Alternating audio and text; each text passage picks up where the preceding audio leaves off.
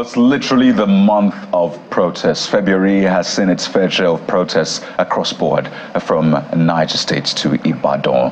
What you just saw there was in Edo State. By the way, there were also protests in Osun and here in Lagos. And, well, the purpose of that protest will seem the same, essentially about the economic situation in the country today. And it's quite simple, their demands for government to ease the suffering of the people. Some call it end hunger protest. For some people, end economic hardship. But the purpose, it would seem, is the same. So let's speak with one of the people, at least those who are speaking on behalf of people this morning, particularly the protest in Edo State. Don't forget that we're still following what's happening across the country. And we're joined by Mr. Leftist Austin Enabulele, who is interim chairman, the Executive Council of Edo Civil Society Organizations, joins us live from our Benin studio this morning. Mr. Enabulele, good to have you on the morning brief.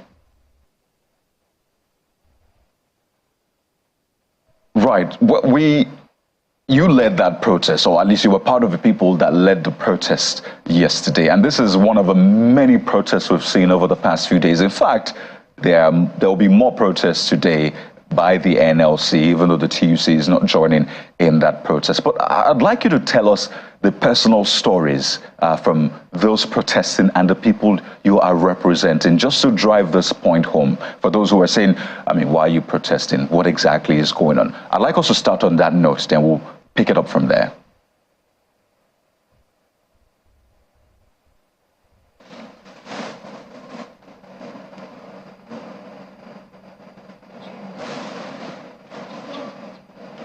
All right, we'll come back to Mr. Enabulele to have that conversation, but it's important to put human faces to these stories. There's a tendency to just look at the placards, look at the procession, and forget that there are real people going through real issues. We have talked about these issues time and again, how people who earn a minimum wage, for example, will definitely be struggling at this time to buy basic amenities, buy food, pay for transportation. I mean, not to talk of rent, guys. So, I mean, these are people protesting, but behind the placards are the real stories. Indeed, Kadi. And, it's significant to just mention that Edo State is just, maybe one out of the 36 states of the Federation where civil servants earn above the minimum wage of 30,000 naira. So if citizens in Edo are coming out to protest, that means that, the rising cost of living is hitting hard on everyone. Incomes are eroding. I mean, you go to the market to purchase an item on a particular day, and less than 4 days after, the price has changed significantly. I mean, even the same day. I experienced that, yes. I experienced that over the weekend. I purchased something at 8,000 naira on Friday, and by Monday, it was already 11,000 naira. Jeffrey.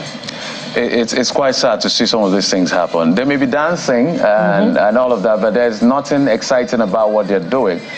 This is just them just trying to be, make the most, have some energy to be able to drive home their demand. So the gentleman you're seeing dancing and holding the end hunger placard, they say end hunger now.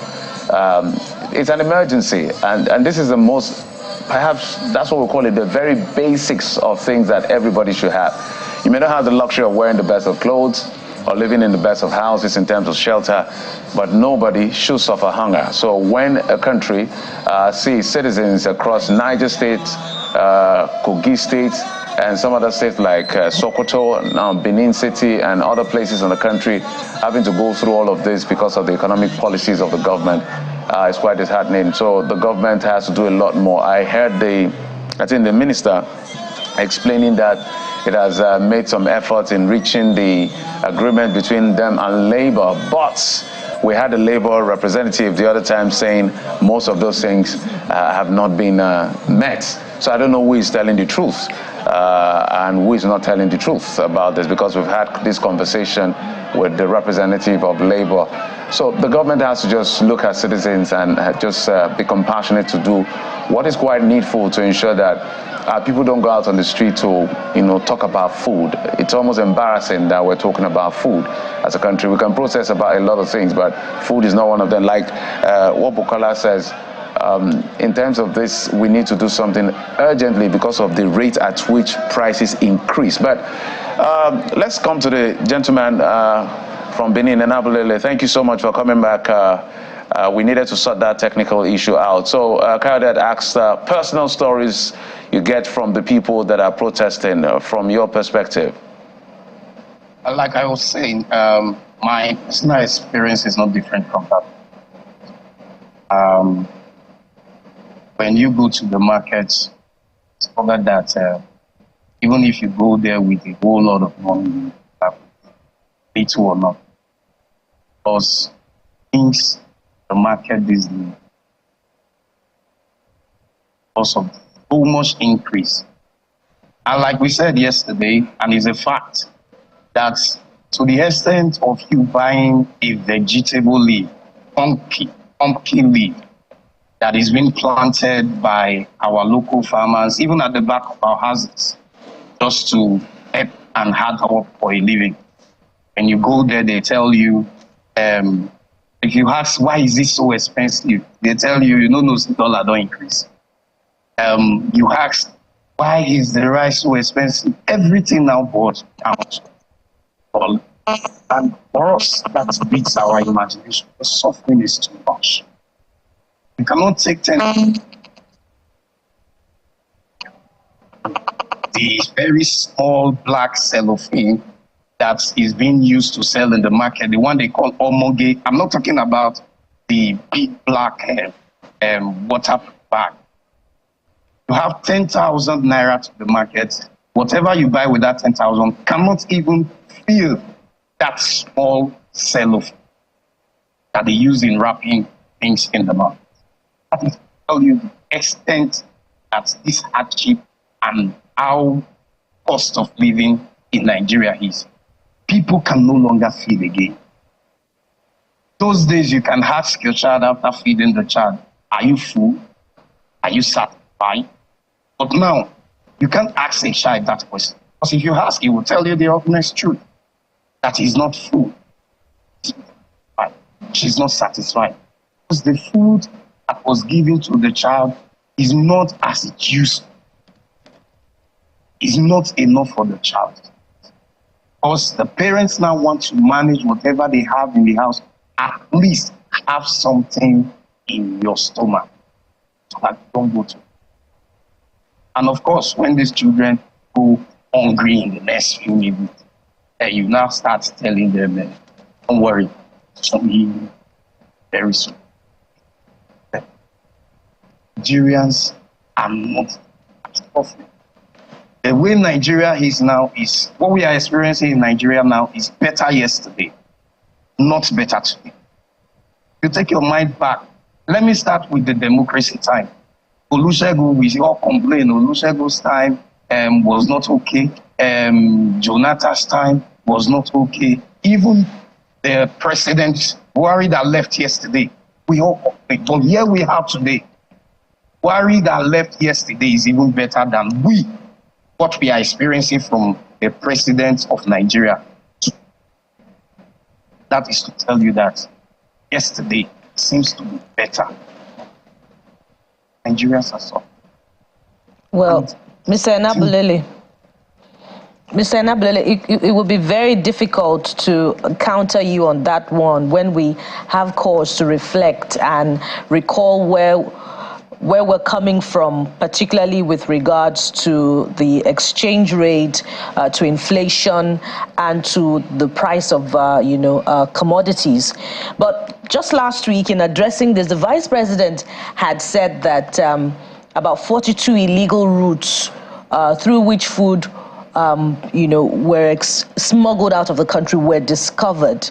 And he also took a swipe at the opposition and alleged that they were responsible for the rising cost of commodities. How much of that do you think is responsible for what Nigerians are experiencing today as far as rising cost of commodities is concerned? when we say routes are being out of have agents responsible appointed these people. Why had they not supervising and calling them? That we discover all of this. Does it mean that we really do not have sufficient food in Nigeria? At least food. They have farmers, even to the very local farmers in our country, in Nigeria.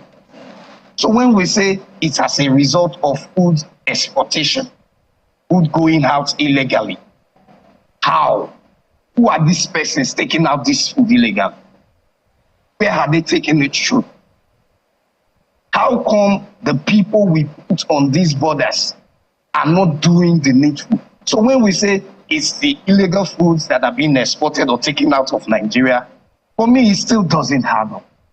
Because at the end of the day, the things that are taken out of Nigeria are the things that they have requested for exportation. And these exportations are going out through a channel where people are supposed to earn. So the remaining ones that are not taken out illegally, how do we regulate how they are being sold? How do we regulate and monitor how the remaining one that is within, that are not being illegally, like you said, or like the government said, that are not illegally exported or taken out of Nigeria? How do we control? How do we regulate them? How do we monitor them to be sure that these ones that are remaining here are sold for the prices they are sold? That is the question. Some questions you just wonder. It's not rocket science. These things are clear cut, and the questions raise more questions, and we can go on and on about this. But I'd like to maybe perhaps tie what you have done with what Labour is planning to do today, particularly the NLC, and what we've seen across the country.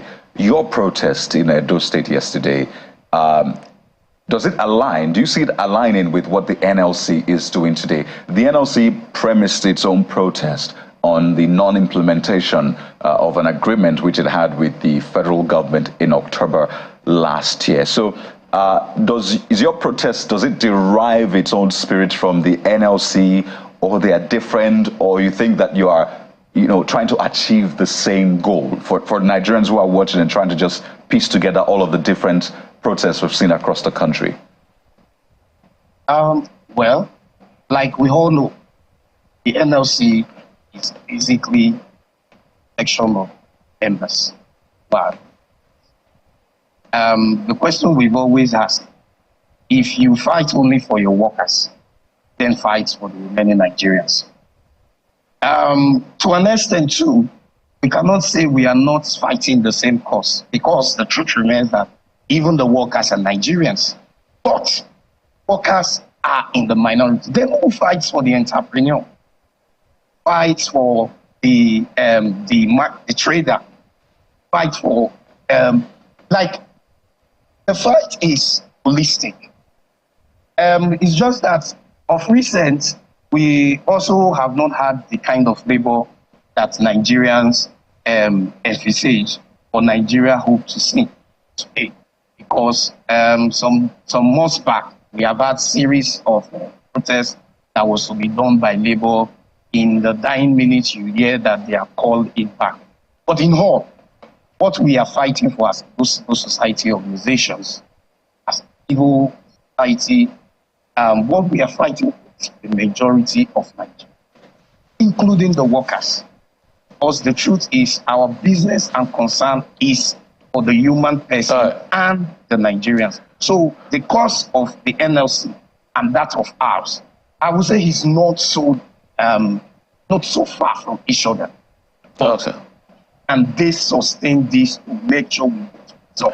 All right. Just in about a minute, if you can, let's trickle it down to the governors and the states now. How much of campaign is geared towards ensuring that even the governors who are now earning extra monies from FAC allocation? Because we can't just look at the federal government alone. We also need to look at the state. So what is the organization and the other groups affiliate doing to ensure that these governors, acts in a way that people will be happy with their leadership, because people are hungry? Permit me to say, money is being shared in Nigeria amongst the elites. Just recent, should that be 5 days ago, $1 trillion and 1,110,000,000 was shared within the elites in this country. Because if you times 30 billion times 37, including the Federal Capital Territory, you will see that we have just shared over ₦1 trillion within the elites. And you ask me, you say it's a palliative. This money, how does it get to the people? In my state, the first tranche of the palliative that came from the federal government was spent solely in billions. I'm talking about billions. Was spent solely for free buses.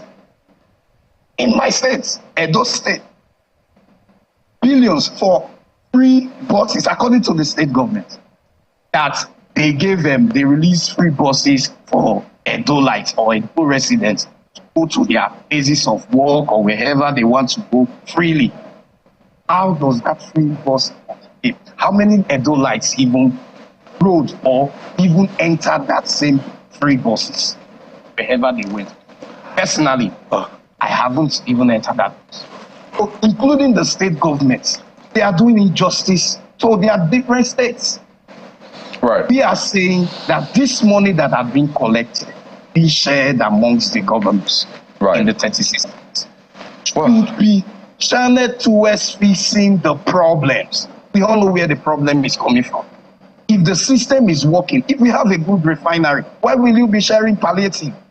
If we have a working system, why will you be sharing money for the governors? Well, Mr. Leftist Nabulele, it's quite interesting the points you make. Some have said if the refineries work, it's not a guarantee that the price of petrol will come down, or if government will still want to be paying subsidy. But clearly these conversations can never exhaust them. But we'd like to thank you so much for at least giving us a side of the people yet again, just in case government is missing all of that. So government knows where it ought to act and what it ought to do. Mr. Leftist Austin Enabulele, Interim Chairman, the Executive Council of Edo Civil Society Organizations, thank you so much. Maybe another day we'll talk about your name, Leftist, because I think it is clear what kind of political ideology you hold with that name, Leftist. But thank you for your time and wish you the very best. Thank you. Well, there you have it. Just some bite for you on what is going on with the protests across the country. We're still following what's playing out in the FCT and the nation's capital with the NLC. But we'll take a moment now, and when we return, we'll talk about yet another important conversation which concerns governance. They say elections have consequences, right? Stay with us this morning.